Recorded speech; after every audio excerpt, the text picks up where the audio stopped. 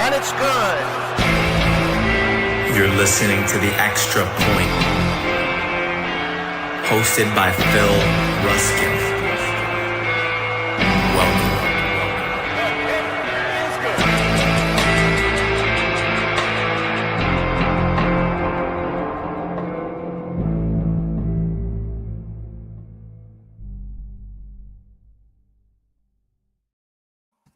Yo, yo, yo, welcome in. It is Tuesday night, which means it is Dynasty time. Welcome to another episode of The Extra Point. I'm your host, Phil Ruskin, as always, with my guy, Kendall. How was your Halloween, man? Halloween was awesome. Actually, it's definitely going to go down as one of the best Halloweens for sure. And not because anything crazy happened. It was just the kids had a good time. Even my 4-year-old ended up staying home, but my almost 2-year-old daughter had her all dolled up, did the thing around the neighborhood. It was just nice. A good time, man. Everyone's having a good time. I feel like when both your kids for like a 3-hour time span are like taking cute, like legitimate cute pictures and everyone's loving on them. That's not a window I can usually hit, man. That's a long time. Yeah. So things were good. My daughter was Iron Man, and we hit the neighborhood, and I swear to God, that girl had a 5-pound bag of candy. It was wild. So I definitely went through her candy and found full-size candy bars in there. But it was cool because I found like sunglasses and like prizes and like toys, little spider rings. It wasn't just candy. So I liked that part of it. That was nice. So Halloween is now beyond us, which means it is gobble turkey season. And are you, Kendall? I have to know this. I don't know this about you, and I need to know this. When do you start decorating your house for Christmas? Ooh, so I'm lazy about this, like for sure. Like as a kid, I never really helped out with my parents doing it, right? So I'm late. I'm like the latest to the game. It's getting embarrassing. I probably need to at some point. But that's the outside. If you're asking me when the inside happens, the first weekend, my wife is like, yeah, this will be a fun thing to do. First weekend of what? December? Or like right now, right after Halloween? Now, Christmas stuff, got to be after Thanksgiving. That's definitely our rule. All right. For sure after Thanksgiving. And usually not the first week after Thanksgiving. That's a little aggressive. 2 weeks removed, that is good. Yeah, I have a pretty firm. So I'm Jewish, and I grew up in a house that did Hanukkah and Christmas, and I am my daughter's 4 years old. She believes in Santa Claus. We have a Christmas tree. We have the menorah. We do the whole thing. We're the modern day family, right? And I don't put anything up until after Thanksgiving. I also am a Scrooge. I do not like Christmas music. I know it's probably going to piss a lot of people off, but I don't get the Mariah Carey soundtrack and all the Jingle Bell rock going while I'm decorating the house. I just put on a podcast of music and decorate. So, yeah. But I am not going to go be buying a tree until after Thanksgiving and doing that. So no. We can still be friends. That's good. I'm good. Yeah, I'm glad, because I know there's some people that are like, oh, if Halloween's over, it's already I'm not kidding you. I was in Target. My daughter had a birthday party last weekend, and so I was in Target buying a present for the kid, and there was an entire Christmas aisle that was wiped out. I mean, it was empty. Like, people had already bought stuff, and I get that part of it, but those people are decorating, and I was like, come on, man. It's not even Thanksgiving. It's not even November technically. So, well, it was a big day in the NFL. It was the trade deadline, and I promise you all, we are going to get to some of these trades. There wasn't a ton of trades that impact Dynasty. There was some trades. Of course, the biggest trades were on the defensive side of the ball, and there was some monsters. Of course, Sauce Gardner getting traded, Quentin Williams. But I promise you, we will get to those for the listeners out there, and we will talk about what the implications are for fantasy. But Kendall and I have been talking about doing this show for a while, and I'm pretty stoked on it, because I think you and I get DMs all the time. We have people in our comments all the time asking, should I make this trade? Should I make that trade? And a lot of times those trades involve picks. And it's not just, vet for vet, right? And I think the reality of most people's decision-making process involves seeing the best deal and quote unquote winning the trade. If you ever go on Sleeper and you see the vote for this trade, it is almost always accompanied by, did I win this trade? And so Kendall and I have been talking for a long time about this show of what do these picks really mean?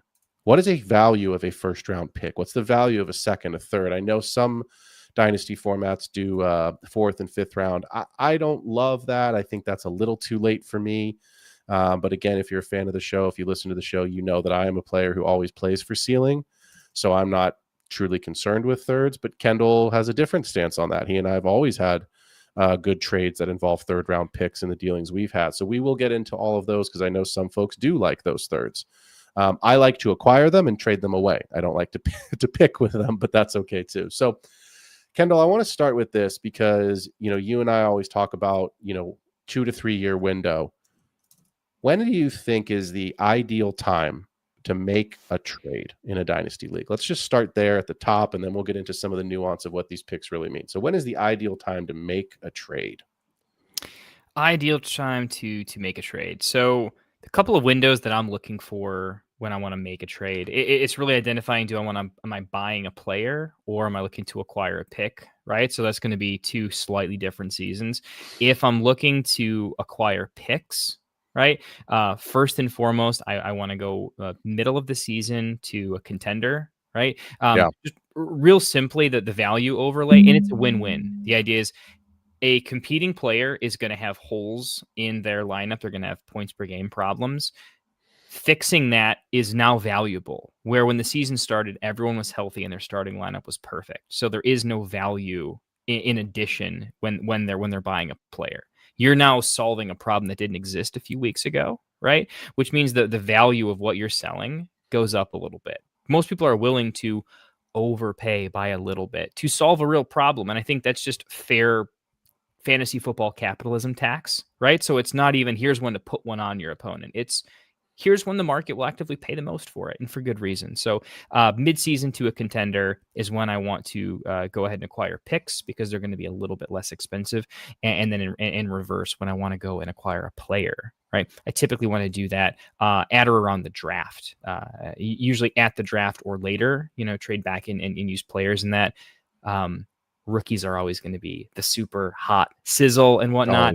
The veterans, and not even the veterans, it could be a guy that's 2-3 years into the league or whatever, but it's simply there's a new shiny object that we don't necessarily know how to value, but the fun thing is to value it a little bit higher. And the value overlay is it makes everything else a little less shiny by comparison. Your car in the parking lot isn't shiny like the other ones, so maybe a little bit more value. And also there's the hey, let's flip it around a little bit. If it's a neutral trade where you can get a little bit of value, it's a player you believe in, more people are going to be willing to do that at that point, just to kind of make it spicy. So those are the 2 points where I'm going to look to make things happen. Yeah, and I think you hit the nail on the head, right? Like the shiny new object, the new toy in the garage, if you will.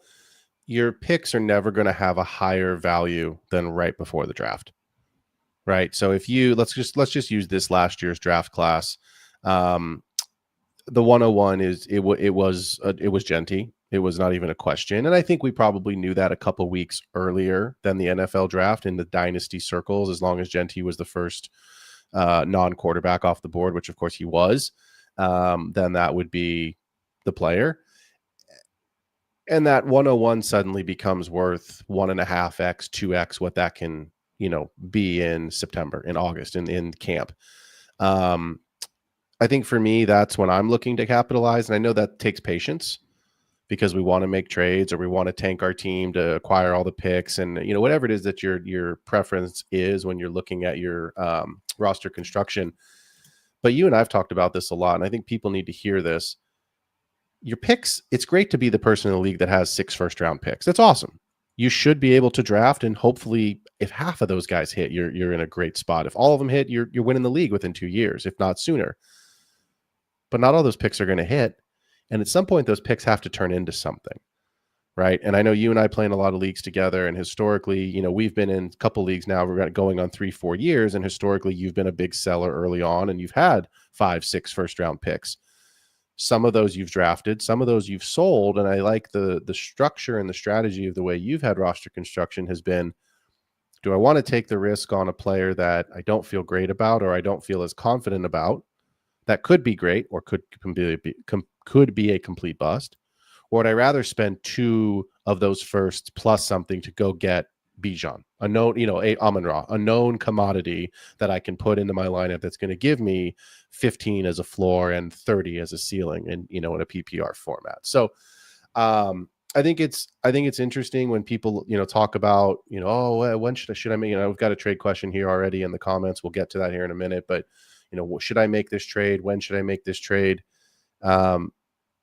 Make it when the value is going to be the highest, right? And so I think that's really important. This next question here is interesting because I've actually had this question in my own world, and I've been asked this several times. How do I know if I should, quote, go for it, meaning I should actually acquire players and sell my picks, or if it's better to just sell a piece or two to get ready for next year? And so I think for me, I'll start on this one here, Kendall. I'm really taking a look, again, Dynasty is in a 2 to 3 year window. I'm really taking a look at who I believe are the centerpieces of my team. So for this example, I'm going to use a single quarterback league because I think it's a little bit easier. If I have a quarterback that I feel really good about, and I don't feel like I need an upgrade, then I'm starting to look at, okay, next year's draft class. I think today you and I would probably agree. We believe Jeremiah Love is going to, as of today, a lot can change. I think we both would agree Jeremiah Love's probably the 101 in next year's draft. There's a couple wide receivers that I like that are risers that are going to come out that are going to be good, but I think Love is arguably the best player in college football, who's most NFL ready, who's going to translate. And so plus scarcity, much like running back scarcity. It's going to be really easy to single him out as Agreed. He's really good, and there's a bunch of dudes, and agreed. And I'll be honest, this is a heavy wide receiver and quarterback class. I don't know that this is a great running back class coming out here in 26. There's guys I like, but I think it's Love, and I think there's a gap. And this is one time that I'm going to say that I don't really know right now who the RB2 in this next rookie class is going to be. I am not a big fan of going for it. I'm not a big fan of going all in. It's not my style. It's not the way that I like to play. And here's why. If you miss on these picks and they bust, you can set your team back 2 or 3 years. Now, if you have a lot of high-priced players and you can sell to reacquire some picks later on, sure, that's fine. But again, you're taking those points off your roster. You're going into a soft rebuild at that point anyway. So I'm not a huge fan of mortgaging everything I have. And I've seen, sadly, countless examples of it not working, right? One of my main, if not my main Dynasty league, I made a trade 3 years ago, completely transformed my team. It's a start 2 quarterback league, two running backs, 3 receivers, half PPR. I traded Lamar Jackson away in a start 2 quarterback league, and everyone was like, what are you doing? How could you possibly do that? I got the 101. This is right before the draft. It was literally the day of the draft, actually. So I knew it was going to be Bijan. I had the 103, so I knew I could take Richardson, Stroud, or Young because I knew one of them would be there. And I got another piece back that I don't remember. I think it was a second rounder. So I got 2 firsts and a second for Lamar Jackson. Great price, right price. The guy was stoked because he got Lamar and he needed a quarterback desperately. I ended up getting Bijan, Anthony Richardson, but that's okay. And I don't remember what else I got. But I got another first out of it too. So I got a first the following year. I've won that league now twice back to back. And guess who I beat that year in the finals?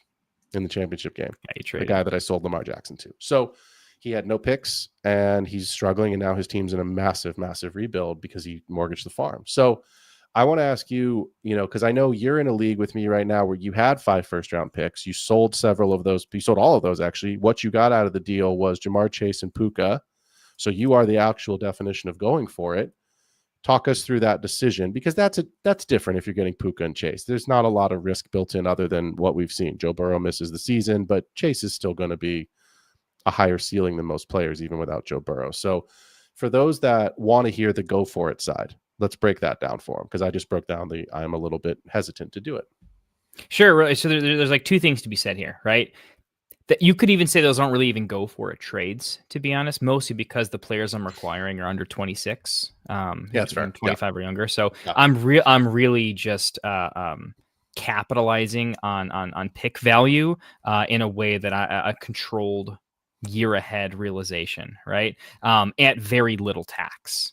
Because of the age cliff, the bleed metric, all sorts of little nerdy words that I like to say. So it wasn't even like a super all in thing. What I definitely did though was when you pay full sticker price, when you buy Jamar Chase for 3 firsts, you can't draft 3 Lad McConkeys. You can't draft ASB and you can't, it's just 3. Where if you draft 3 first round picks, they can all be worth 2.5 firsts. Yeah. in a year or two, right? So you are losing on some potential. If you draft well, you're probably losing long-term value, but that value is probably over 6 years potentially. I mean, it's just too long. So Yep. that's where the all-inness, if you're saying it, you are capping long-term value on your roster, right? But when do you go all in, right? I think there's a couple questions to ask. One, how do you stack up against the top teams? Are there a couple like, dude, they're a problem. They're an actual fucking problem. And in that case, like you actually probably need them to hiccup. If there's a team or a couple of teams that are just too much of a problem, I'm not going for it because I think there's too much of a luck factor there where you can do all the things in the world and it might not go your way. And now it's just a bad situation, right? But, if it is a situation where, okay, the top guys are fragile, right? And so we're not going all in super early. If it's mid-season, we know records, we know injuries, we know depth, right? We can practically make some assumptions that like they're a little more fragile at the top than they think, right? They're gettable, right? So be cautious, right? I'm with you. I don't like to go for it almost ever. And in this league that you're mentioning, I only went for it because I intentionally decided in what you might call year zero, right? Year one. I say year zero because I'm talking preseason of year one before we had played any fantasy games. I sold half my team already and continued to do that intentionally with the whole plan of year 2 or 3. This is I think year 2 actually, or maybe it's year 3. Is it 3? Yeah. So I kicked the can down for 2. So I had all the extra stuff. Yeah. That's actually a good question. Have you been in a situation where you have accrued, especially for me, lots of multiple seconds and thirds in addition? And what I mean by that is first are for your big buys. But what if you need fill-in help? What if injury and bye week? What if your team is disgusting, but you need to buy one more win because 2 of your top guys are on bye? Do you have an extra second to go get what you need? Right. My recent example was I had to go buy Alec Pierce. It was a bad trade, but I went for Mooney because he was pretty cheap. I just needed to fill in. Obviously that didn't work. Alec Pierce was fantastic. But if you don't have that extra second or that extra third to go make a cheap, flexible buy or the additional bench capital to make something happen, going all in is not about the one deal. It's what happens when that one deal is almost enough. You might have to piece together 2 to 3 trades to fully capitalize in the right way week to week over time. If you're just making one trade and you think you're good enough, you're probably not good enough. So do you have the extra war chest to go win the election should your opponent see what you're doing and decide to actively do the same? Does the best team in the league still have a first? Because they can use it, right?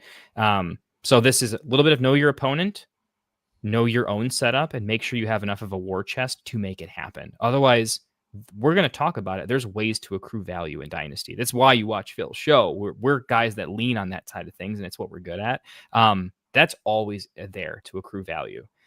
So be cautious when you do it. But those are 2 signals, I think. Yeah, I mean, I like what you said, right? Like evaluating the top dogs in the league, like looking at some of like, does the other contender in the league still have their first? And I wasn't going to bring this up, and now that you said that, I will.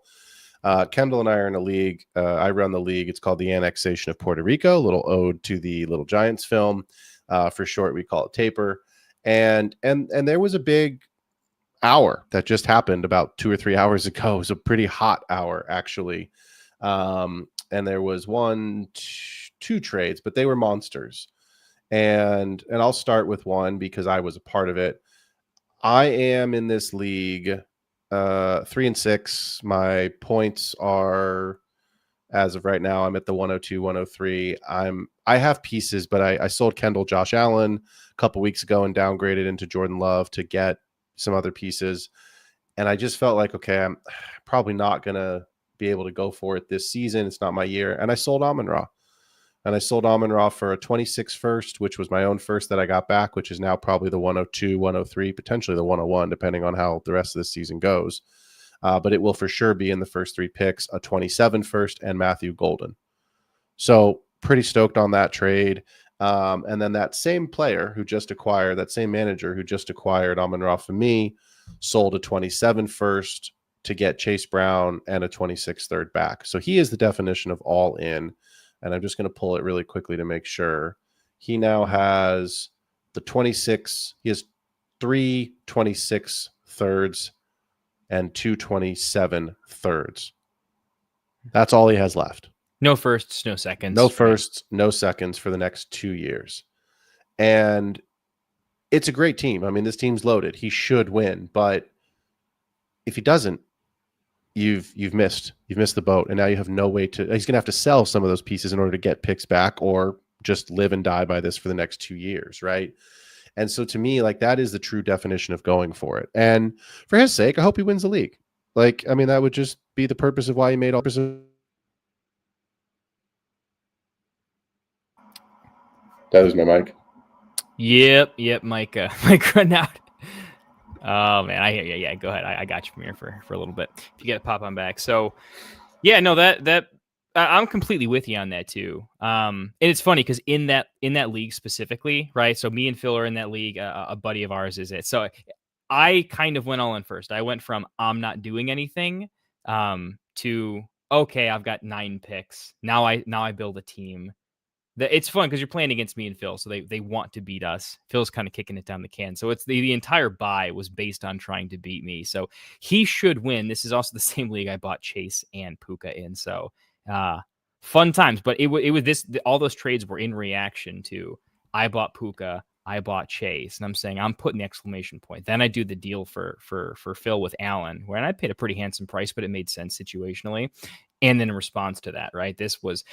And I'm not saying it was good or bad with what he was doing, but I am saying cautiously this may be I want to say cautionary tale because the players he bought were young. If the players were a little bit older, I would think it was a little suicidal. But because he bought young players, it made sense.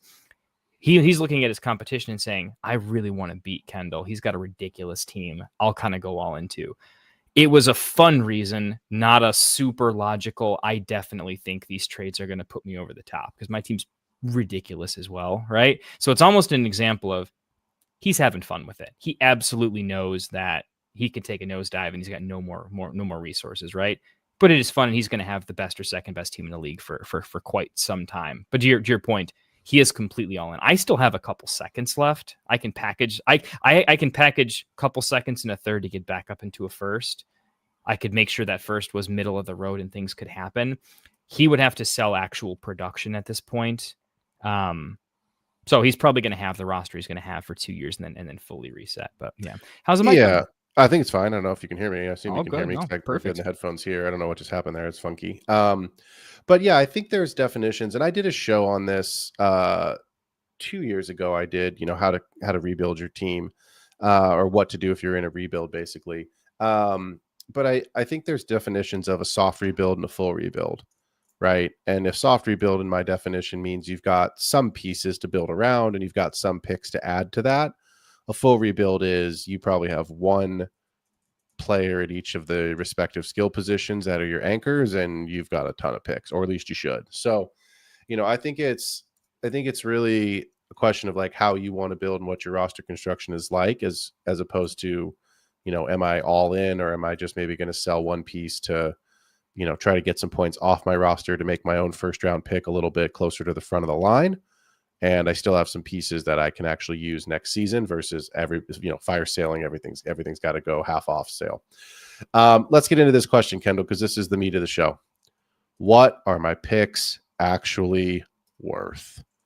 And I think this is what people want to know. And so when Kendall and I, look, I'm not sitting here and poo-pooing Keep Trade Cut.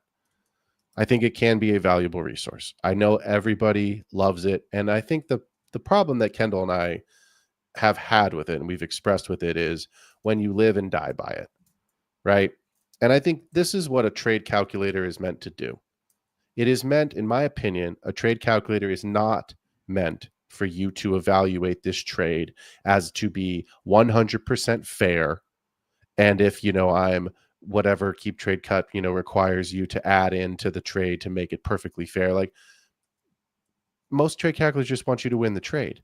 What I use a trade calculator for, and I use trade calculators. I'm not sitting here saying don't use trade calculators, but I don't like the people that only live and die by them. And I really hate, Kendall, and you know this. I really hate when someone, there's always a guy in your league that sends you the screenshot. But Keep Trade Cut says this is a fair trade. Yeah, but you sent me 18 fucking players for Josh Allen. Sorry, that doesn't make it doesn't, just because the math doesn't make it the right trade. I think what people want in a trade calculator, and what I use a trade calculator for, is to make sure that I am not getting taken. And I think most people know what the obvious, like, oh, I'm getting, sold a bale of goods, the sneaky, snake oil salesman, car salesman approach, right? If I send you if I send you Savion Williams and I ask for Josh Allen back, you're getting taken to the car wash, right? To the cleaners, whatever phrase you want to use. But if I send you Josh Allen and it's going to help you win the league, and you send me back Devonta Smith and Brock Purdy, and what else did you give me in that trade? I don't remember off the top of my head. I just remember those For two Allen, pieces. it was a first, Devonta Smith and Purdy, and I think you got one other piece, maybe a tiny pick involved. But the main things were, it was Purdy, a first, and Devonta Smith. But I gave you the number one scoring player in fantasy the last 3 years in a row, who probably puts you over the top in a position to win the league. So did you overpay? Yeah, you probably did a little bit. But if you win that championship, are you ever going to remember that you overpaid? No, of course not. I mean, that was the conversation. I think we were pretty much at like, hey, this is probably maybe like a second of like objective value, but it wins me the league. And it's also one of those, like, it just stylistically makes sense. I don't ever want a perfect, I do want a perfect deal, but I'll do plenty of, sure, this is just a fair deal in leagues we're in with like fans, because I want a league ecosystem to have a lot of just good neutral deals. I can't be in a league where I like smoke 3 deals because it's lopsided. It's not fun. And I want to be in a fun league. Even if it means I don't win. No one's going to want to trade with you after that. Yeah, you've pretty much. That's the other point, right? So it's like this trade was Devonta Smith, Brock Purdy, a third and a first in 27. Both the picks are in 27. So if we blindly took the names out of it and we said, what is Josh Allen worth? He's probably worth 2.5 first-round picks. So what did I get? A 27 first. That's one. Devonta Smith, I think we both have a low back-end first-round pick on him. That's 2. Brock Purdy's probably worth a second-round pick. That's a half, and he threw in the third. So I don't think it's that much of an overpay. And this is why I get frustrated with people on the whole trade calculator thing, and why I get frustrated every time I read a comment of like, did I win the deal? If the trade makes your team better, you won the trade. That is the answer to your question. Did I win the trade? If the trade makes your team better, you won the trade. So what are my picks worth? I want to spend some time on this, Kendall. Like, to me, I don't know how you do this, but this is my approach. In a 10-team league, in a 12-team league, I break these picks down into quarters. So I'm looking at the first 3 picks, and let's use a 12-team because I think most people play in a 12-team league. I'm looking at the first 3 picks in the first round as your ideal top-tier premium players. And then I'm looking at the next 3 and the third, right? Picks 7, 8, 9, right? Or 8, 9, 10, excuse me. No, 7, 8, 9. So I had to write. Sorry, I had to write. 9 and then into 12. Right. That's where I'm looking at. Okay, the mid firsts, you're going to have a guy in there that hits. Emeka Ibuka was the 106, 107, 108 this season. That's where he was drafted. Travis Hunter, 102. As of right now, Travis Hunter, I think we did a redraft show a couple weeks ago. I don't think he got picked in the first round, nor should he have been. Right. But when I'm looking at what these picks are worth, I am saying to myself, who of these players is the most premium value? And in my opinion, and there's data to back some of this up, because we know after the first round of the draft, the percentage that these players hit in the NFL starts decreasing. I believe that there are about 6 to 7 players in every single draft that are the premium players. And after that, your first round pick might as well be a second round pick. Because I'm going to ask you, and I'm going to prove my point right here. Do you want Matthew Golden on your roster right now today? Yes or no? Do I want him on my roster? Yeah. Would you? If I just said, I'm giving Matthew Golden for free. I'm going to give you Matthew Golden for free. Do you want him? I would love him. Do you want to pay the 106 for Matthew Golden? No. Why not? Because on average, an average 106 is going to be not necessarily more talented prospect profile wise, but it is going to be in a better situation than he is in currently, and his career arc is going. Okay. Do you want Caleb Johnson on your roster for free? Yes. Do you want to pay the 109 for Caleb Johnson? God, no. Do you want to pay the 205 for Caleb Johnson? At this point, no. Do you want to pay anywhere in the second round for Caleb Johnson? Yeah. Yes, I do. Okay. In the back half of the second round. Correct. So this is what I'm starting to get at. My picks, even in the first round, are not worth, with the percentage of hit rate that we have seen for players, are not worth what you think that they are worth. And you're going to say, but Phil, you've given countless examples on the show of how you drafted Devon Achane in the second round. Sure, I did. And that's not a flex. That's a yes, I drafted Achane in the second round. But to be fair, go back and look at that draft. There were 3 players in that draft in the second round out of 12 that you actually want on your roster right now. Rasheed Rice was one of them. Achane was the other, and I have to go back and look because I just got my own brain twisted up here. But that's my point, right?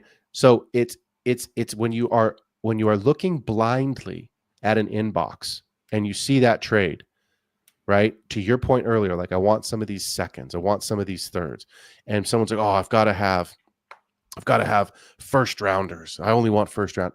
Okay. People are reluctant to trade their first rounders because there's I don't have a first round pick. I'm screwed.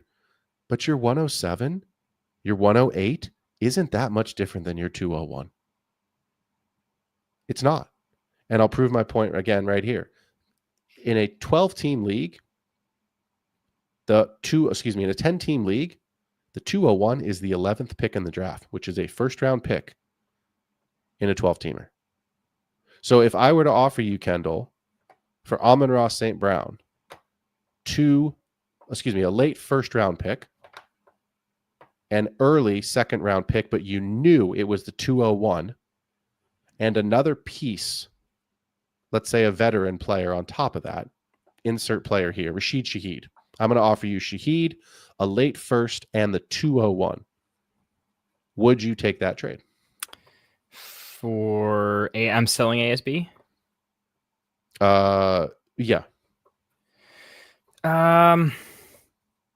It's very team to team. I'll say that. I probably want to touch more because I don't like Shaheed all that much. Okay, but we're getting close. The idea is we're ballparking here.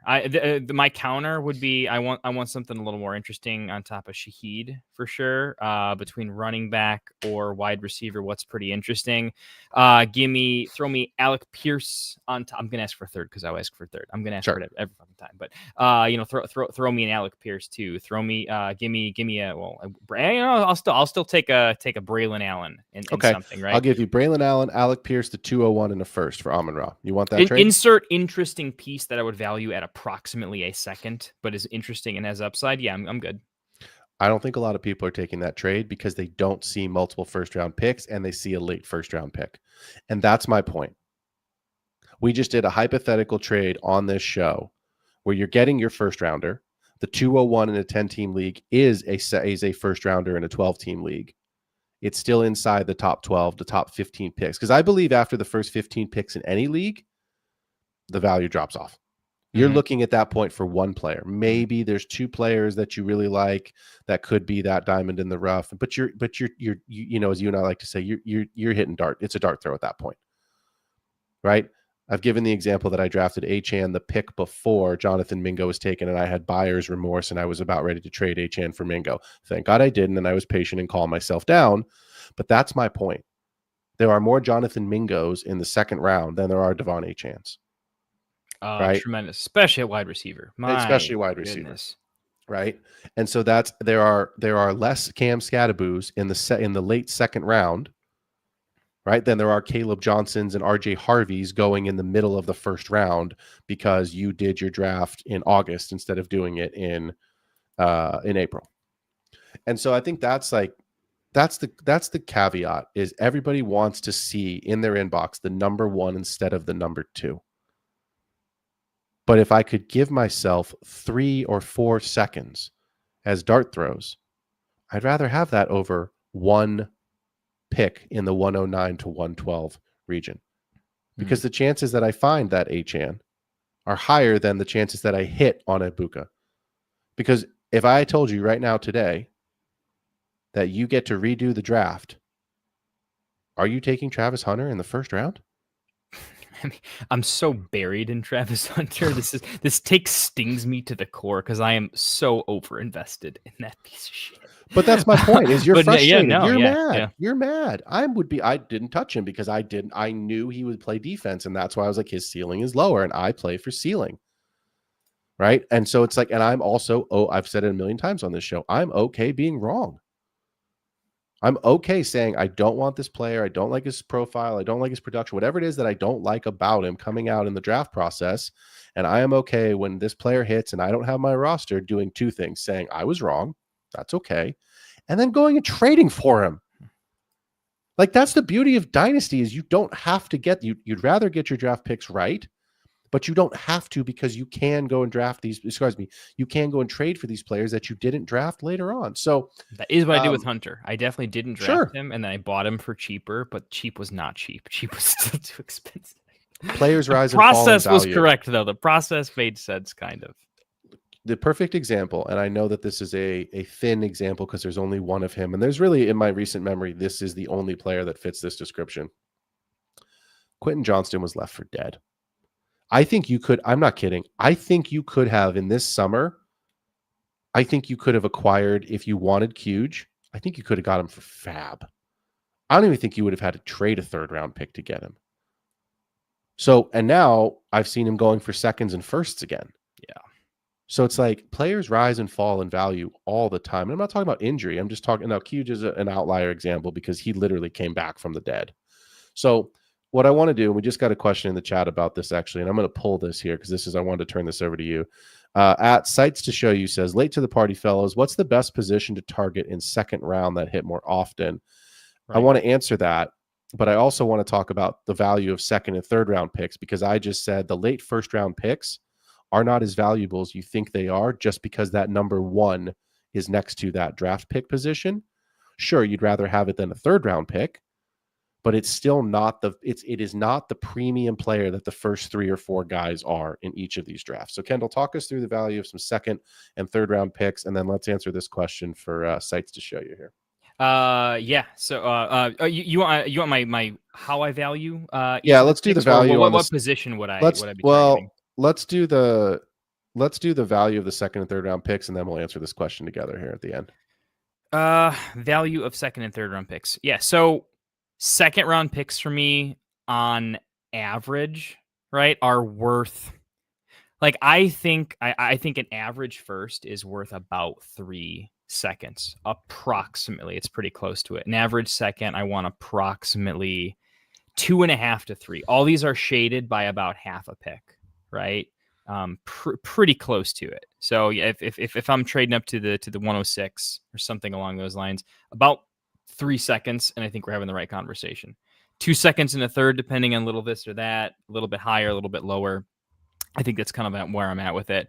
In terms of how many thirds is a mid-second worth, I think it's approximately like 2.75, if that kind of makes sense, right? I somewhere between 2.5 and 2.75 is about where I have it. Not full 3, because I think the values are starting to converge between 2 and 3, where they're closer apart than they are different.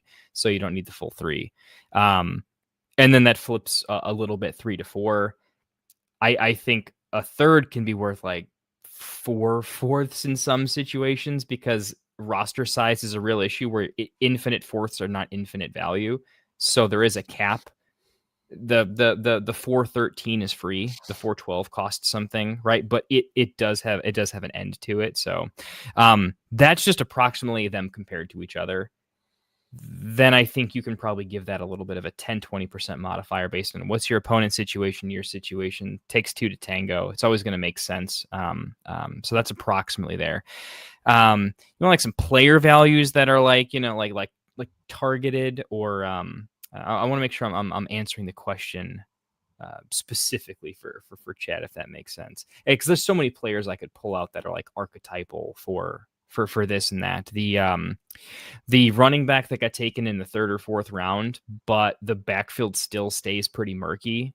They're clearly going to get some sort of an opportunity, but haven't quite shown it yet. That's a stereotypical second round pick, right? It's the same thing you drafted RB in the 2nd round. So Braylon Allen for me is like a second round pick right now. I know he's on IR. I know that's a thing, but that's we Dynasty. know he's going to get a shot at a timeshare within a year, right?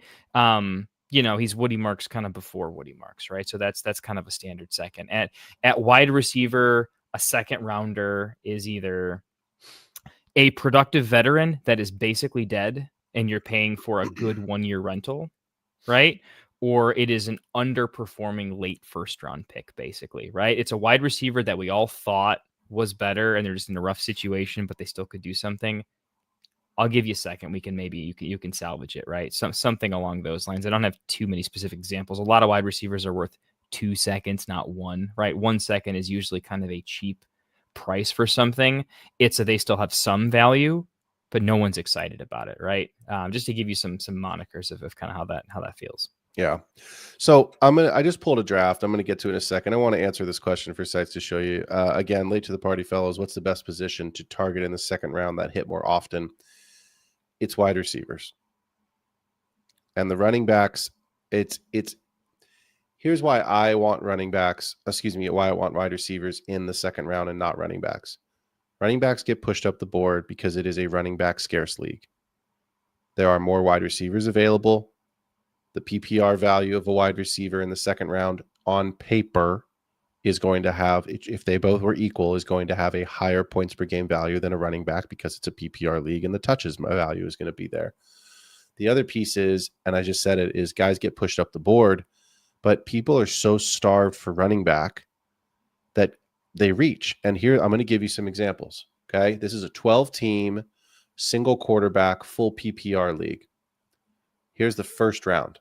Genty, Hampton, Henderson, Hunter, McMillan, Judkins, Egbuka. First 7 picks.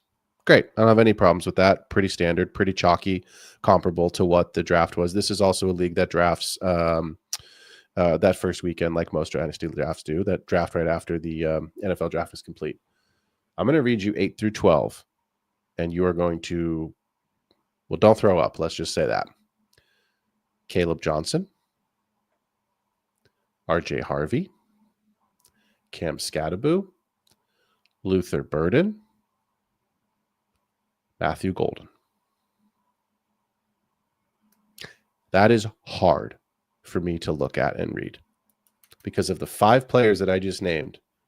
There is only one that I believe should be drafted in the first round of a 12-team league. Because you'll notice I didn't say Tyler Warren and I didn't say Colston Loveland. So if you are the guy who drafted Caleb Johnson at the 108, as of today, it could change. Of course, it can change. It's Dynasty, but as of today, you set that pick on fire. If you drafted Luther Burden at the 111 with Tyler Warren and Colston Loveland and Mason Taylor still on the board, you set that pick on fire. So, and here's the second round. Ready? Trey Harris, Tyler Warren, Colston Loveland, Jaden Higgins, Cam Ward, Jack Beck, Terrace Ferguson, Jalen Knoll, Jalen Royals, Kyle Williams, Devin Neal, Pat Bryant. 1 running back was taken. 1. And this was a pretty heavy running back class, and they all got pushed up the board in that first round. So now, again, none of these guys have really hit yet.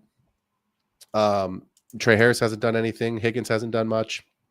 Cam Ward is awful. Jalen Knoll's been better than Higgins. Royals, Williams, and Bryant. So we don't know yet. But at the end of the day, this is my point. After that first 15 players, they're kind of all dart throws. Your value isn't, and this is why it's like, guys, so I wanted to bring this up. I'm certainly not going to name this guy because he is in my league and he could be listening right now. I made an offer, Kendall, for Amon-Ra. I offered straight up for Amon-Ra 2 firsts and a third. Thoughts on that trade? If I were to offer you that to buy Amon-Ra off of you, to give you 2 firsts and a third. It's certainly not an insulting offer. No, not an insulting offer. And I don't think he didn't take it, but I don't think it's that far off. In fact, I think it's pretty darn close to the right valuation. I think we would probably both agree Amon-Ra is worth 2 to 2.5 firsts. Yeah, I mean, it's like the quick question of like, is it 10 or is it 12? You can go to all the typical things, sure, right? But like the main idea is if the picks are good, it's probably a pretty good deal, Solid offer, isn't it? Yeah, I don't think no one's taken the other person to task. Here's right? what I got back as a counter. He wanted a first, a third, and a Mecha Ibuka. Well, And I said, that's a little reject, a little bit and this aggressive there. conversation is over. Because at that point, I don't want to say it's greed, but it's like, I don't know, in a vacuum, sure, Amon-Ra is better than Ibuka. But when we go to a startup draft next year, let's not talk about, I know you and I are obviously big auction drafters, but let's just go to a snake draft, because I think that's the vast majority of folks are doing that type of a draft. I don't think Ibuka is going to be drafted that much further below Amon-Ra at the wide receiver position. Yeah, I mean, if you go tier based, they're going to be in similar tiers, right? They're going to be close. He's in the tier. I think he's in the tier right below Amon-Ra. I think Amon-Ra's in tier 2, and then I've got Ibuka in tier 3. We talked about it last week, right? We said we would put JSN at wide receiver 6, and I have Ibuka at wide receiver 7 in a startup right now. Yeah, and ASB is sitting there at like 4 or 5 for a 4 or lot of 5. people. So it's like, right? it's something you're talking about 2 or 3 receivers off.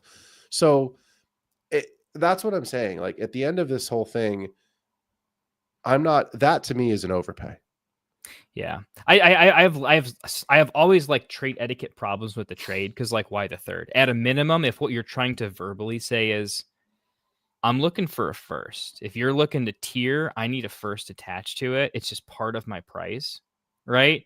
I get that, but why are you throwing a third on there too, right? Like the way that deal gets done is like a lot of deals get done because you do have to be willing to give up a first every now and again, because the allure of a first is sometimes needed to get someone off the couch, right? And that's the point. But at that point, you say, okay, here's the base trade. It's I'm getting Ibuka and a first. And then the conversation is what you're getting back in return, in addition to Amon-Ra, right? That's when you're doing the, like, I get a first, I'll throw you back a second, but I'm getting the first. This is happening, right? And you're not going to like it, but I think that's where a conversation can start. When you're throwing Ibuka on top of the first and then the third, that conversation's over. It doesn't. But that's my point, right? Like, I would pay right now 2 firsts for Ibuka, and I would pay 2 to 2.5 firsts for Amon-Ra. And I think those are both fair trades and fair valuations. Sure, you can get in the nuance, PPR, half PPR, 10 team, 12 team, all of that stuff. But like, quarterback passing doesn't matter because it's a wide receiver. Tight end premium doesn't matter because it's a wide receiver. Sure, that could impact the picks. But like, I don't see that much of a difference right now, because Mike Evans isn't there right now. And it probably won't be next year. I know he's is he under contract next year? Or is this the last year of his deal? I don't remember off the top of my head. I think next year's the last year of his deal. I think he's a 3-year. Yeah, he's got one more year. I think it was a 3-year, one more. But Ibuka has proven, unless he has a BTJ type sophomore season and just, decides to pull a Houdini and frickin' disappear, like, there's just not too many rookies or second-year receivers that I would put in that category ahead of him right now. So my point is this, right? And this is from someone who is normally more of a seller than a buyer. And when I do buy, I don't buy ever. I don't go all in. I think when I answer this question of like, what are my picks really worth? If you have a top 5 pick in the first round, that is a valuable pick. If you are in the 6, 7, 8 range, that is still a valuable pick.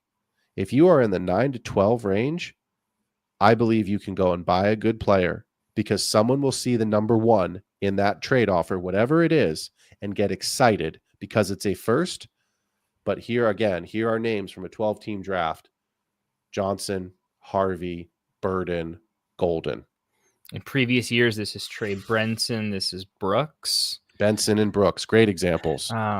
Yeah, and there's a lot of those Benson and Brooks examples when you go Lots back of even previous years, but where there's clearly an end of a tier break and scarcity starts to take over versus just be, your best player available draft and need. And that's why I say, like, when you look at your own roster, don't be afraid to sell a late first, because that player has almost as likely a hit rate as a fail rate as that guy you're going to get 5 or 6 picks later in the second round.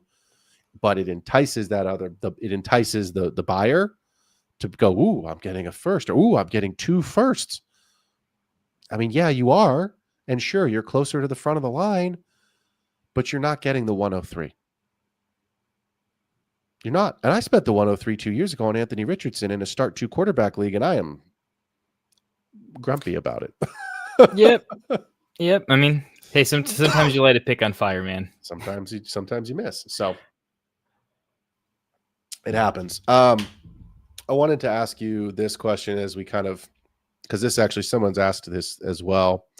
How do you position your best offer for acceptance? I think we kind of just talked about that a little bit, but I said that selling a late first round is enticing to the buyer because they see that number one, they get excited. I know, Kendall, historically you like those second and third round picks. Is there something that you like to add, or something that you need to see that is kind of obviously in sales 101 you never start with your best offer, but is there something that kind of when you're offering a trade out and you're positioning this trade of like, okay, we've gone back and forth on 2 or 3 counters, this is what gets it done? Do you have a secret sauce to position that offer that you think, all right, this is the one that gets it done for me? Yeah, be willing to take something that's clearly painful for you and clearly attractive for them, right? And then make sure you're also getting enough medicine back for it. Yeah. But putting the thing on the block. Let me give you a cheaper example of like a recent deal that I got done. Hyper tight end premium league. I mean, you start 2 and it's tight end premium. So super ultra tight end. Juwan Johnson's like ridiculously startable in that format, right? But he's 29. Contender needs it, right? I'm trying to get max value, right? So I fully tax him, right? I was trying to sell him for a 4th at some point, right? I asked him straight up for a second. It's going to be 211, 212 for sure, right? Dead second. But I'm asking for a second for Juwan Johnson, right? Crazy, right? I know that's not happening, but I'm just letting him know straight up it's not cheap. So your question, how do you position that to get done? He's got Jonathan Taylor. I like Giddens. I don't want to get rid of Giddens. It does hurt me, but I know he didn't ask for Giddens, but the thought of putting Giddens in a trade, letting him see it, it's going to be really hard for him to see not having Giddens, not having that JT insurance. It's a whole different thing for him right now. And I can throw Giddens on there, and I also ended up getting 2 4ths back in addition, just basically saying, hey, I like Giddens. And again, I like these 4ths. This is a league where because you're starting 2 tight ends, you kind of needed these extra picks to pick random crap like that for tight end. So to answer your question, how did I position it? I did an aggressive ask, but I always knew in the back of my head I was going to take a hit on a player that they're spicy, but they're low value. Yeah. But to that team, it's like, why would you not want to have Giddens? Giddens makes Taylor untouchable. It just locks that in. So it's now worth more to him. And it's also me giving up a young, like it's a painful thing to get rid of. It's not something that I'm looking to make happen. So how do you position? Look at the other guy's roster, find a situation that if you were in their shoes, I mean, it would be difficult to now see walking away from the table because so many things are happening that are attractive. Yeah. You're going to be willing to give that person an extra 10% tax because they were willing to do something. That the second little point to that, Phil, is when you have someone actively at the table, be the trade partner that's willing to engage in a cool, fun way where you're going to sell more than they even wanted to buy. Right. In this case, that's how I pulled that little trade off, but I knew what I was doing and it got done pretty fast. So yeah, I'm usually of the mindset that I try to add to a position that they are thin at. And we talked about this last week because we had a question come up. I think there was a question involving Bucky and Rachaad White. And I said, look, buying a handcuff is fine, but it's not always the perfect idea. To your point about Giddens and JT, Giddens is different because he's a rookie. He's a young player, like on a like he's going to be there. Giddens rookie, yeah, right, up. Yeah. So it's like getting a rookie on a contract, but like Rachaad White could get traded. Like Rachaad White has enough value. Jordan Mason, like if you were like, oh, I've got Jordan Mason to back up Christian McCaffrey. No, you don't, because he got fucking traded. You know what I mean? So it's like, I'm not always a fan of buying the handcuff, or in this case, trying to add the handcuff of like the insurance policy. I'm not saying you're wrong. I totally understand the idea behind it, but I think you have to look at, like, Giddens makes sense because he's not going anywhere. If you have Bucky and you're trying to insure Rachaad White, that's fine for this season, especially this season because Bucky's missed so much time. But like, there is a world where Rachaad White is not on the Buccaneers next year. There's a very real world where he is not on the Buccaneers next year and he goes somewhere else because he's got, look at Chuba. Chuba just lost his job and he has a contract. And we talk about contracts being king in Dynasty and volume being king, obviously, but like contracts are king in Dynasty. Chuba just lost his job to a guy on a 1-year deal.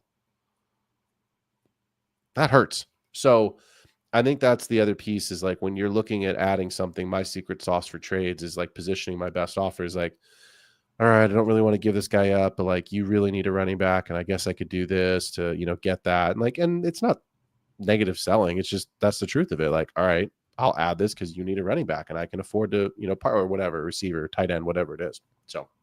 Yeah. The bigger point is you got to be willing to sell, right? Be willing to lean into what the other person wants to do a little bit harder than you were prepared to do. Just know how to massage that on the other side of it. You can't just ask nakedly, right? Massage it as you go. But I would just add this as like the kind of bring it home moment before we jump into the B segment here and talk about some real trades that happened in the league today. You are not going to quote unquote win every trade. You're going to make some bad trades. You're going to make some great trades. That's just the way it goes. Like you are not going to sit here and just collect value on every single trade that you make and every trade that for so many reasons, right? Guys rise and fall in value. Injuries happen. It like there's just, all of a sudden coaching changes. Breece Hall went from being a can't miss top 5 locked and loaded running back. This is the guy. He's young. He's a rookie. He's on a rookie deal. He's going to be great forever. All of a sudden, the coaching changes. They draft Braylon Allen, and now Breece wants. I mean, it's a disaster. Mm-hmm. Like, it's just a disaster. So I think when you look at things like that, you just have to be okay with saying, look, does this trade make my team better for what I'm trying to accomplish this season or next? And if it does, make the trade because you're going to, quote unquote, there's going to be some stinkers and there's going to be some golden goose eggs in there. So speaking of trades, Mr. Myers has finally gotten his wish and left Sin City. Jacoby Myers traded to the Jaguars. I don't want to spend a ton of time on these trades, but let's start with this one because I do think this one's interesting. BTJ is forgotten how to play football. He's got the yips. Travis Hunter is on IR. Parker Washington has become the receiver to own in Jacksonville. What is Jacoby Myers' outlook, Kendall, for the rest of this season? And I would assume next, but let's just stick with this season because he's a Jaguar for right now, and people are buying to get ready for the playoffs, for the fantasy playoffs. So Jacoby Myers to the Jaguars, fantasy value, dynasty value. Sure. My take personally is I think Jacoby Myers is a true NFL player. I like him. He's talented. So he's my investable piece there. I'm probably higher than market on him. I actually like him in that role. The thing to watch, I would prefer not to buy. I'd like to wait. I'm spicy enough on him that I'll buy just because I think he's good and I think he's needed. The thing to watch for is the slot snap percentage. So I'd like to wait a week. That's going to be really interesting. Yeah. If Jacoby Myers just is their slot guy, Parker was doing a lot better when he was able to do that slot. If he gets pushed, it's really bad for Parker and it's really good for Jacoby. If they did bring him in to be a slot guy, that's going to be huge. If he's doing a little more perimeter stuff, it could be a little bit dicier. I'm a buy on him. I actually think he's going to be quite good for the team. And we know that even BTJ is not commanding enough targets right now is a big thing. He's still a deep play, big thing that none of it's connecting. They need someone to soak up these targets. That's why De'Ami Brown and Parker Washington are having these 10 target games occasionally, sporadically, but it's because the way football works, you just need someone to take these interim PPR targets. I think Jacoby could do that in an offense that doesn't have to be completely terrible. And I think people put points up on him. So I do like Jacoby Myers. I would buy him. Parker Washington, I think, is a mini sell for me, though, because I do think Jacoby kind of eats his lunch, and I think he feels better than he is. Yeah, I agree. I'm going to go the complete opposite way on this. I think this is the right time to buy BTJ. I actually think so, too. I'm not on Hunter, but... We've never seen it from Hunter. We've seen it from BTJ. It existed last year. Like, we've seen one game from Hunter. We saw one. I'm not even going to go so far as to call it a breakout because it wasn't a breakout. It was, to me, a breakout is like 2 or 3 games. This is one good game that we saw from him, and then he goes and gets the bye week and then gets injured in practice. So, like, BTJ has had an atrocious season. You and I were chatting in the green room and we were talking on the phone today. And I said, I think BTJ at the end of this season is the news will come out of like, he was injured all year. He had some sort of, it wouldn't be the first time an NFL player had some sort of secretive surgery in the offseason that they didn't tell us about, some cleanup procedure that they didn't disclose, and all of a Coach literally sudden got it's like, called out for like, hey, why are you not reporting this? that's what I mean. Like, do you remember when the Cowboys were on Hard Knocks 3 or 4 years ago, and they were like, oh, the intro of the show was Dak saying like, oh yeah, I had a second ankle surgery, and everybody was like, what? We thought we knew you had the one ankle surgery after the horrific. Oh yeah, it was like, that was crazy. It was such a great Hard Knocks. That and the John Gruden "I'm into ending your dreams" speech, probably the two biggest like gotcha surprises of Hard Knocks. It was like, I'm into ending fucking nightmares. I'm trying to win the Super Bowl, not the Peach Bowl. And I was like, go get him, Coach Gruden. So I think now's the right time to buy BTJ. It's been awful. Jacoby coming in, you're talking about eating Parker Washington's lunch. I think there's people that are saying this is bad news for BTJ. The only reason people are maybe not thinking that is because Hunter's going on IR, but I would go lob a late first and throw.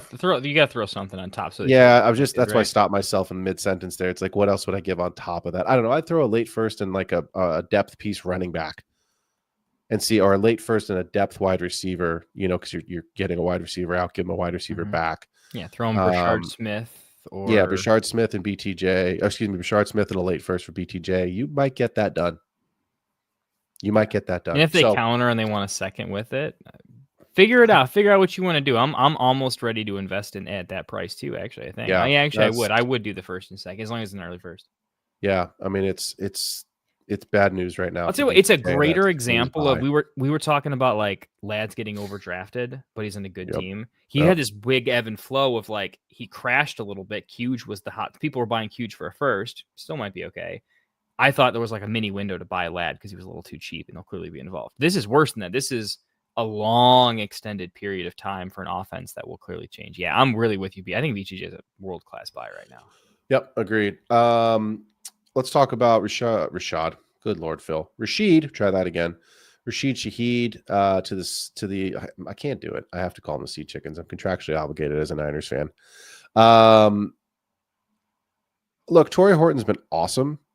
I tried to buy Torrey. I told you this story today, so story's not for you. He was so sick in college. This is for the listeners. I tried to buy Torrey Horton today. It got kicked back. I wasn't offended. It was a solid offer. I don't even remember what I offered it, but it was a good offer. And the guy was like, "No, I see Horton as the future, and you know, I'm into it." And I was like, "That's fine." And it's in our new league, the Football Network, and there's some heavy hitters in that league. You and I are in there with some other guys that are podcasters and like pretty sharp. So I was like, "Fine," and that's why I offered like a fair trade. And to be fair, the guy was just like, "No, I'm gonna keep him. Like I see the future." He likes him. He's into him. And I was like, "Yeah, that's the right answer if you're not going to take it." And literally 10 seconds later, the Rashid Shaheed news broke. And I told the dude, I was like, well, guess Shaheed's going to the Seahawks. He had no idea. And he was like, oh, rah, rah, rah. And I was like, so that's my question, right? What is this Rashid Shaheed with JSN on a rookie deal, not going anywhere? Sam Darnold playing great football again this season, looking like he's certainly going to retain his job for next year. What does this do to Torrey Horton? Or does it? I think it makes it a stronger buy for me in Dynasty, right? Because I'm buying the long-term production from him. He's getting a great quarterback, and I'll say great at this point. I mean, there's no reason not to. Yeah, a competent front office, like a stable, good, positive situation that there's just not a lot of other mouths. I'm fine if the tight ends start coming around and doing something, right? The running backs aren't commanding the targets they used to anymore, right? It really is we're going to throw to the wide receiver.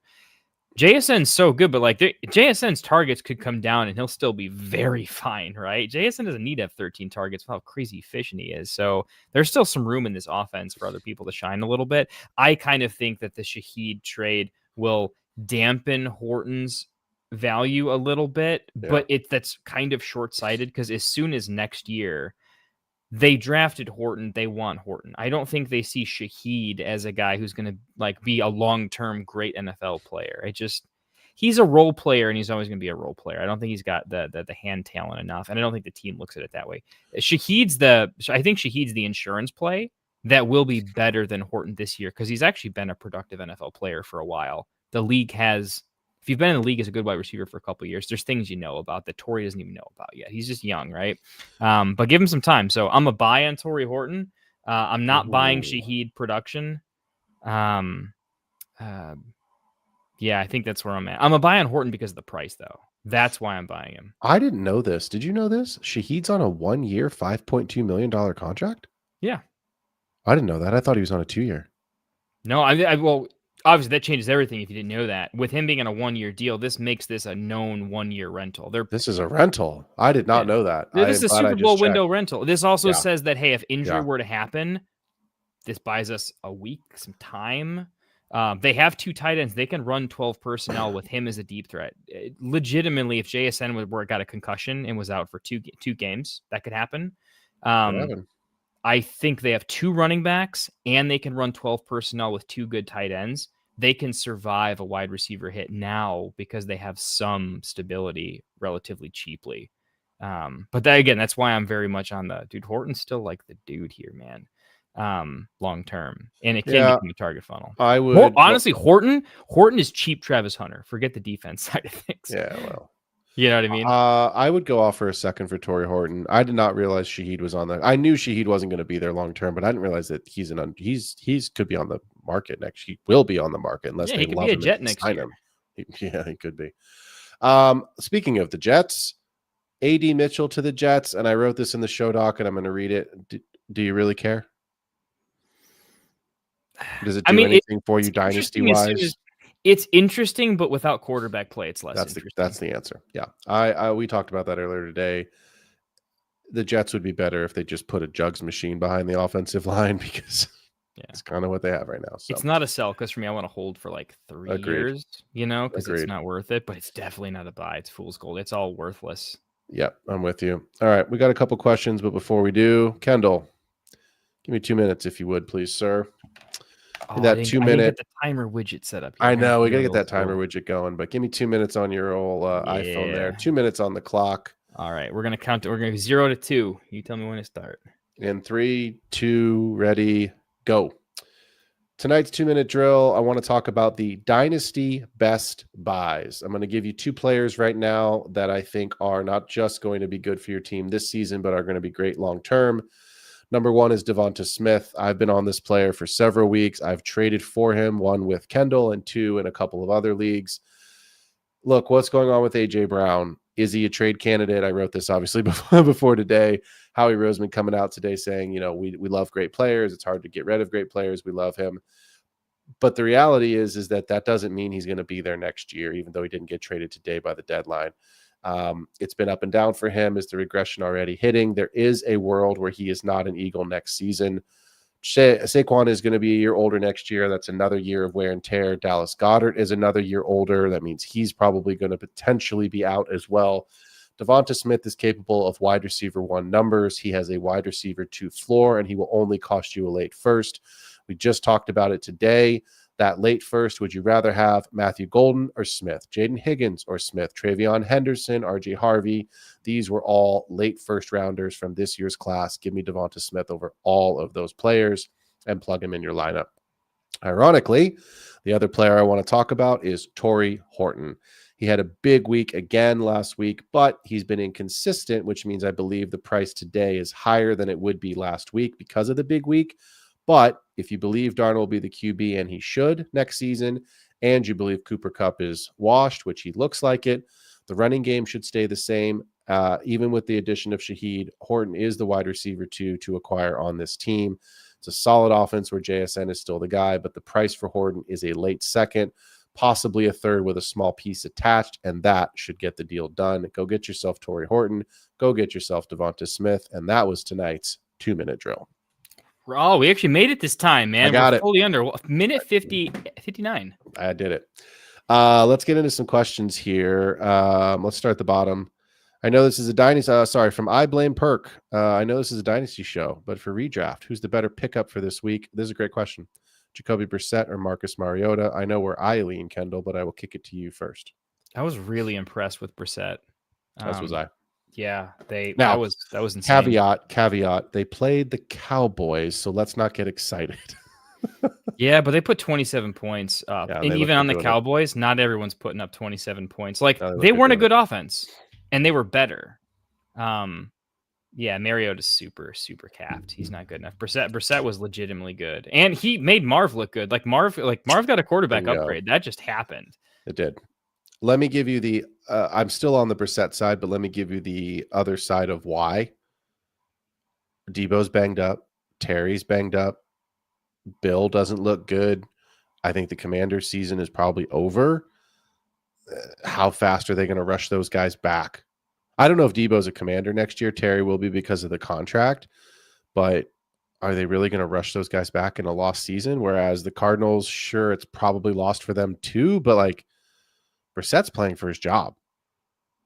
If it's not with the Cardinals, it's for someone else. So give me Brissett. And you're right. He looked good. Sites to show you. Is there a certain position that's easier to draft and hit on as opposed to others you would rather just try and make a trade for? Ooh, that's a interesting. Good question. The second part of that question is easier to answer, I guess, than the first. Where are you going on the second part of the question? So I always find that trading for I mean, again, just generally rookies in general, right? They're always better to just trade for them a little bit. Your third and fourth round guys that just don't do anything in the first half because no one does. I always want to take the position of scarcity that I know I can sell, right? I prefer to draft the running backs because everyone always assumes something can happen. Even if it never does, I feel like I can buy a running back and sell them for profit very, very quickly. I'm on the train of like, I like Woody Marks. I am super capped. He is never going to be like a good NFL running back. I'll be on record and say that right now. He's talented. He will be in a committee for sure. Probably never be the guy. But he's an example of like, he was later. I drafted a lot of Woody Marks, Kyle Monangai and stuff like that because, dude, they're easy to flip for value. And like, you can keep whatever pieces you want to, right? I like drafting the running backs. I like buying the wide receivers. I think people expect wide receivers to just be just amazing right away. When we used to talk about second year breakouts at wide receiver, like a lot more. Sometimes you need pieces to be traded. I just find that people give up on narratives quicker at wide receiver than at running back. And so that's kind of how I want to do that disparity, right? Yeah. The amount of, and I'm not saying they worked out, but the amount of times that this year isn't in particular, but in 2024, after a lot of those guys didn't hit, you could pick them up pretty quickly. Amon-Ra St. Brown's a great example. When he got drafted, he had a very bad first half of the season. You could pick him up significantly cheaper before his second half breakout. Yeah. So you see that a little more often. People are willing to pivot off of their wide receiver didn't become something crazy. You're seeing a lot of busts out of there. Take all the running backs you can. People will buy for them all the time, and then buy the wide receivers later on. Also, buy the tight ends when they kind of suck too. After they're drafted and they're not Brock Bowers, you can pick up the tight ends a little bit cheaper. They take time anyway, so that's why I just tend to be RB heavy. Later I mean, I can't disagree with you at all. I think the running back scarcity means that you should draft them because you could hit on a guy, which means you're going to keep him, or you could hit on, keep a guy, stash him, but non guy later and sell him. There are just naturally more wide receivers. You're always going to be able to trade for receivers. I'm going to go a different way on this question. I like to draft quarterback in a single quarterback league, even though I know you and I've talked about this, and quarterbacks are buried in one quarterback league. I love this take, though. But here's why. You cannot trade for a quarterback in a single quarterback league. Let me rephrase that. It is incredibly difficult to trade a quarterback in a single quarterback league. In Superflex, it could be done. In two, give me breaking news. Dun-dun-dun, dun-dun-dun. Oh, I got them both done. Kendall. I see some trades just went through, I think. I just got them both done in the Super Bowl. I can't believe that just happened. Jesus, that's cheap for McCaffrey. It only cost you a second for Devontae. I just was sitting here and I had a roster. He's not worth much more. Sorry, I'm sorry I'm doing this in the middle of a show when I'm trying to answer this guy's question. I'm sitting here and all of a sudden I just got an alert. It said your roster has too many players. And I was like, how could it have too many players? And I saw him. Jeez. I just got James Conner and a first for McCaffrey and a second straight up for Adams. Oh, I might win the Super Bowl. You got to get. I have a shot. I have a shot. I thought the second for Adams would get done. I did not think the Connor first for CMC would get done. Dude, I almost did the second for Adams thing. I didn't know it would get done. I sent the second for Adams like a week ago, and I was like, this should get done. Like, it's a second pick. Adams is old. It's clearly a win now, buy now. We just did a whole trade show last week, and we're doing a value of picks right now. I figured he was going to tax you a second and a third. I didn't think you'd get it perfectly thin. Okay, well, I'll have to deal with that roster later. You want Jacoby Myers? Because now I'm willing to sell him. All right, sorry. I want to answer this question. Glad I just played you in that league. I was in the middle of this take, and I thought I was on a roll. I'm sorry. That was too good. I need a breaking news button. Da-da-da, da-da-da. I know that's Sports Center, but still. Okay, sorry. In a single quarterback league, it is incredibly difficult to trade for a quarterback, which is why I like to draft them. Because ask yourself this. If you took, in a single quarterback league, I don't believe a quarterback should be taken in the first round, and I really don't believe a quarterback should be taken in the first half of the second round unless you are sure. And when I say sure, I mean you're getting Caleb, you're getting Jaden, like last year. I think that's fine. And Caleb has had his problems, right? But those were great prospects. So if you want to take, like I spent the 204 last year on Jaden Daniels in a it's a 10-teamer. No, it's a 12-team. It's a 12-team. Sorry, I'm looking right at it. It's a 12-team league. I got Jaden at the 204. Great. It's freaking awesome. It's amazing. It's amazing. Caleb, I think we went at the end of the first or the beginning of the second, right? He went right in there. Yeah, I think ADP had him at like the 107, 8 in most rankings. And this is a sharp league, and guys have quarterbacks. It's 3 or 4 years into the league, so guys, you know what I mean? It's not like it's a startup where guys are positioning. It's like guys have their quarterback. You've got Burrow. You're not shopping for a second guy. You know what I mean? Like you've got your guys. So I don't remember who my quarterback was, but Jaden was too good to pass up. But like, here's my point. At the end of the day, it costs you. You're the perfect example, Kendall, because we just did this trade in a single quarterback league. It cost you a lot. It's a fair trade, but it cost you a lot to get up from Justin Herbert, who you ended up keeping because I took Purdy. That was my get with you of like because I think when we went back and forth, you offered me Herbert as part of the trade. Yeah, there was a couple weird things. Yeah, you got legitimate value for it because I gave you more picks. The idea was like, I want to keep Herbert, but I'll give you the extra sauce. And well, but I think if you had given me Herbert, I wouldn't have gotten the additional on top of whatever I got. I would have probably right. So that's my point. So it's like it ended up making sense because now I'm like, I don't know who to start week to week now. Damn it. Right. And so that's why I was like, okay, I'll take Purdy because I want more here because I need more for other positions in my team. But that's my point is it cost you a lot to get up to Allen. It would cost you an arm and a leg to get up from whoever you have to Jackson. It feels Daniels. Like it should be cheaper, but it's not. It's not. And that's my point. So if you could go take your mid to late second round pick this last season, and you drafted Jackson Dart as your backup because you have Joe Burrow, you're set. You're good. You do not need a quarterback for the next 5 years, 10 years, possibly, if you're in that dynasty league. Sure, you could trade some guys or whatever. But like if you have an elite passer, and I would say even if you don't, let's say you have Brock Purdy and you drafted because you don't feel stoked on Purdy, right? And you're like, I'll take the flyer on Dart. I just need a backup, but there's no one I love here in the second round because, the skill positions are drying up. The value's not there. Go draft that quarterback. Because if you hit on that Jackson Dart, who does right now look like a hit, and I'll say this, if you're in a super flex league, if we did a super flex redraft, Jackson Dart's the 101.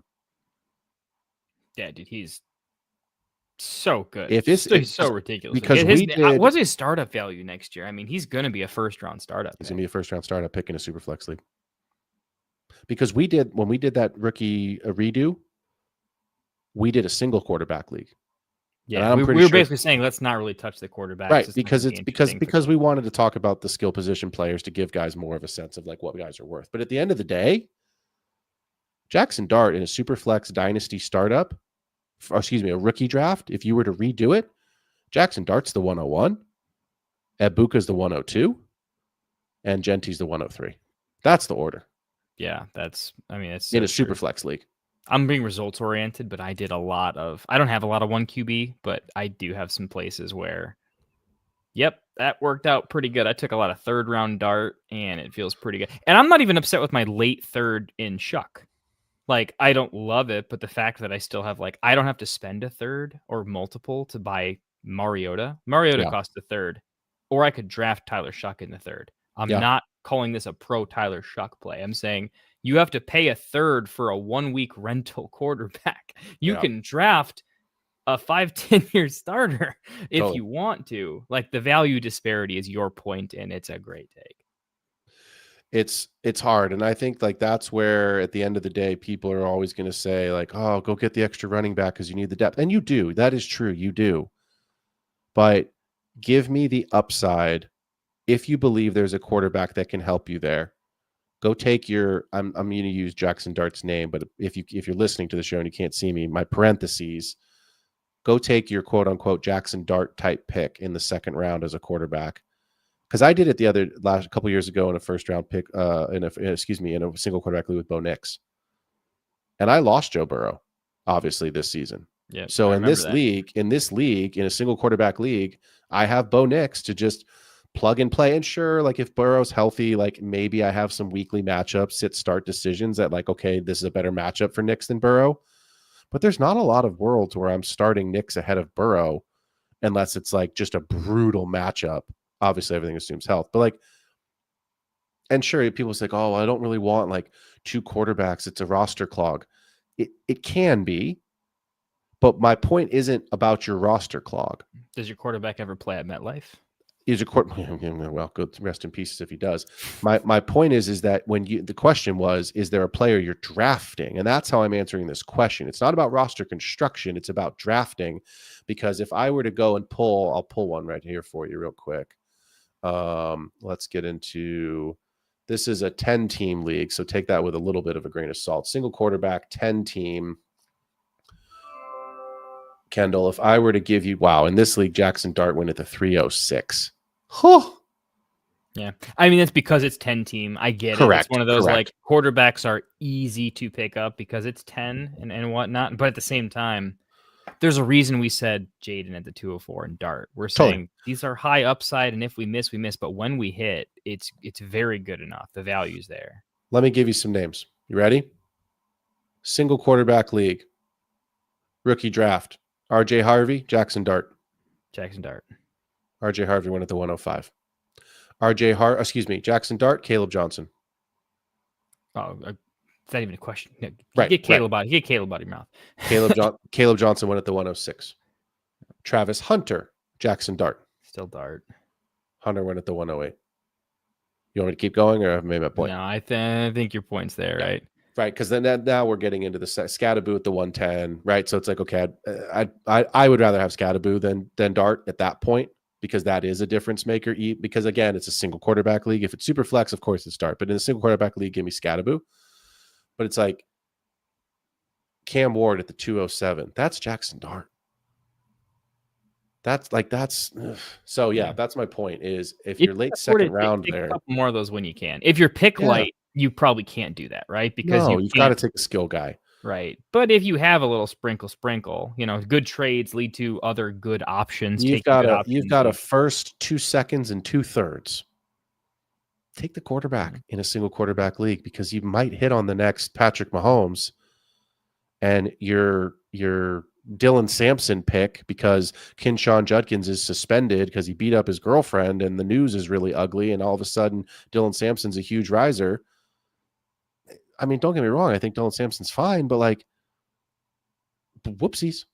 So that's going to do it for the show, Kendall, unless you want to trade for Jacoby Myers right now and do something live on air. Oh, no. I got to get all the sleep I can, man. I don't know when I'm going to run to the hospital here in a couple days. So I got to rest up. That is going to do it for this evening's show. Have a great rest of your week. It is the Broncos and the Raiders on Thursday Night Football this week. I will. I think I'm going to take the old horsies here this week in my weekly picks and move on to the rest of the games.